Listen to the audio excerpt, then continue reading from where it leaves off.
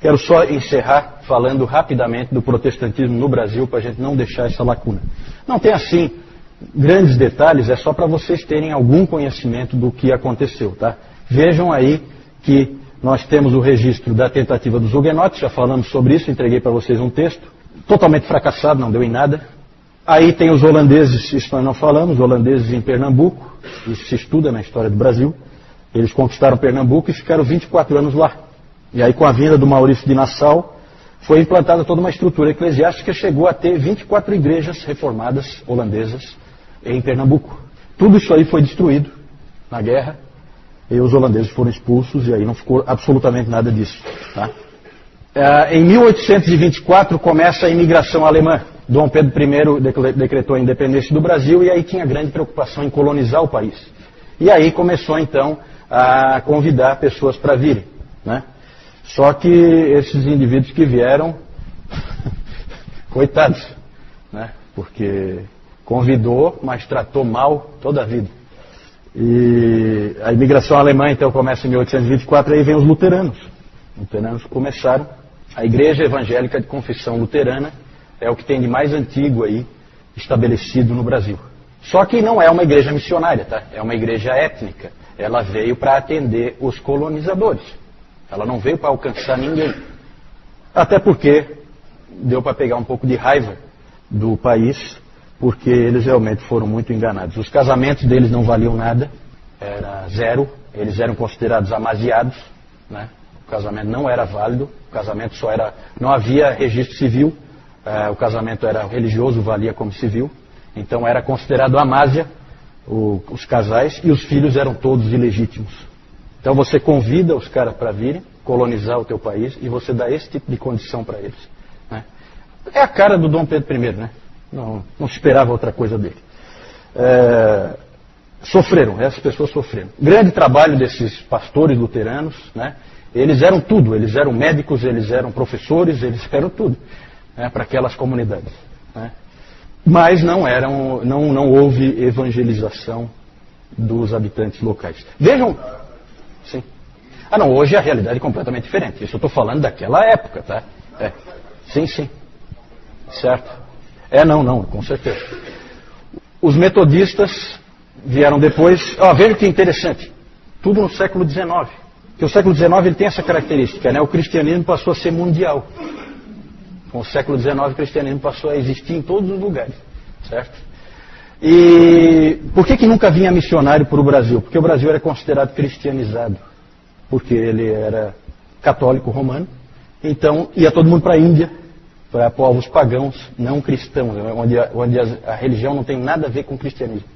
Isso também era uma dificuldade, a própria questão aí da falta de registro dos filhos e coisa, mostra essa questão da religião oficial, a ligação Estado e Igreja.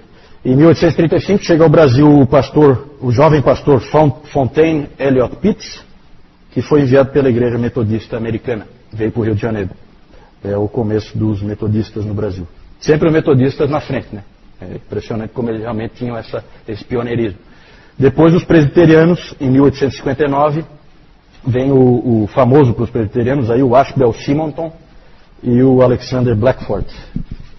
Foram os presbiterianos que ordenaram o primeiro pastor protestante brasileiro, o ex-padre José Manuel da Conceição.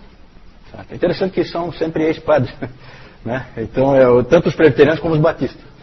É interessante isso. Os batistas, que a gente vai, porque nós somos batistas, a gente dá um focozinho um pouco melhor, eles vieram principalmente por causa da Guerra Civil nos Estados Unidos, a guerra entre Norte e Sul, onde houve uma declaração de independência do Sul, os Estados Confederados, que eram escravagistas, e os do Norte eram contra a escravidão.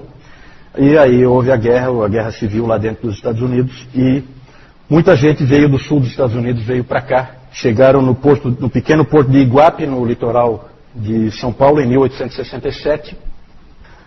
Veio o coronel Hutchinson Norris, William Hutchinson Norris.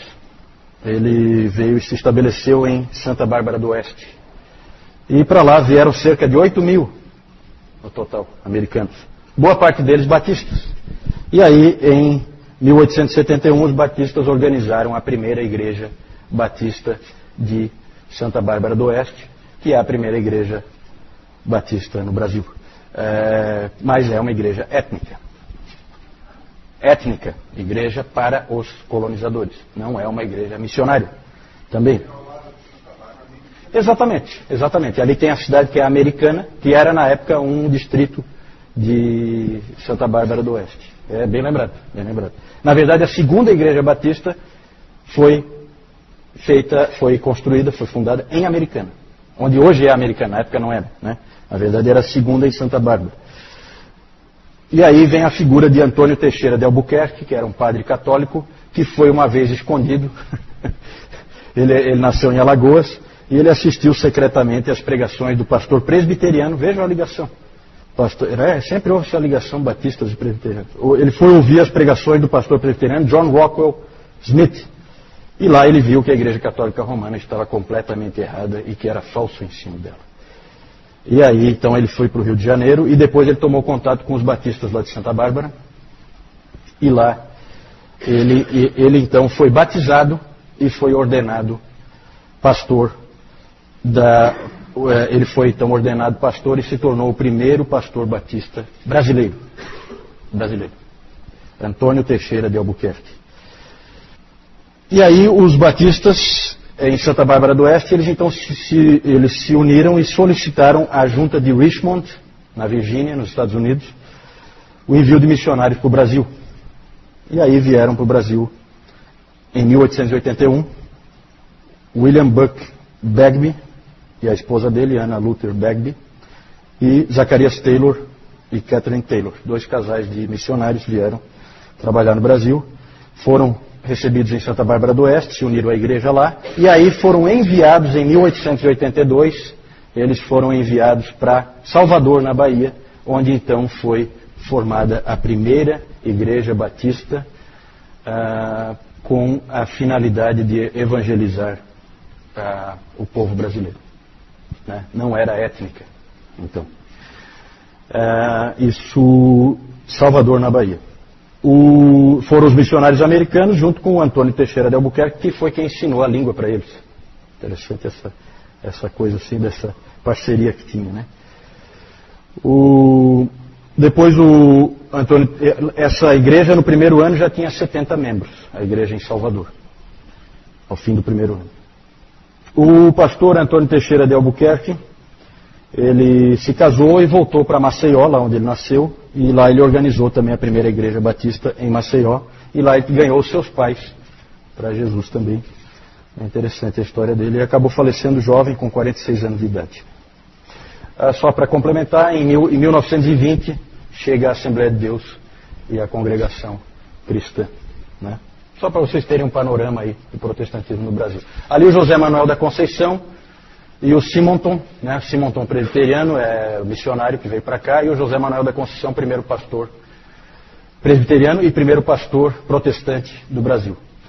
Aqui o Antônio Teixeira de Albuquerque, primeiro pastor batista do Brasil. Aqui os 2 casais de missionários americanos que vieram, batistas. E essa aqui é a igreja em Salvador, fundada em 1882.